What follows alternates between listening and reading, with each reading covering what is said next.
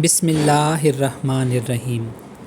جماعت bread Ford asset Canada کی مسجد بیت الخبیر میں اجلاس عام اور واقفین نو والدین کا سیمینار۔ محض اللہ تعالیٰ کے فضل و کرم سے جماعت احمدیہ بریڈ فورڈ ایسٹ کو مؤرخہ 22 اکتوبر 2023 عیسوی مسجد بیت الخبیر بریڈ فورڈ میں اجلاس عام اور واقفین نو والدین کا سیمینار منعقد کرنے کی توفیق ملی۔ نماز مغرب و عشاء کے بعد جلسے کا باقاعدہ آغاز تلاوت قرآن کریم، ترجمہ اور حدیث سے ہوا۔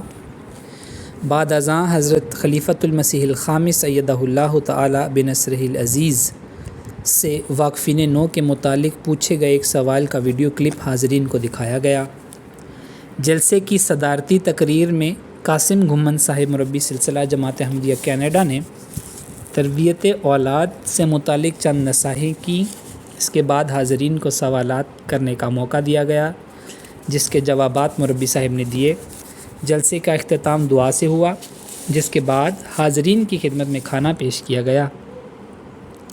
اس اجلاس میں 38 مرد حضرات، 27 ممبرات لجنہ شامل ہوئیں، جبکہ 18 فیملیز نے اس جلسے میں آن لائن شمولیت اختیار کی۔ رپورٹ توصیف احمد ریحان، سیکریٹری اشاعت جماعت بریڈ فورڈ ایسٹ کینیڈا۔ روزنامہ الفضل انٹرنیشنل، سوموار 13 نومبر 2023 عیسوی، صفحہ نمبر 4۔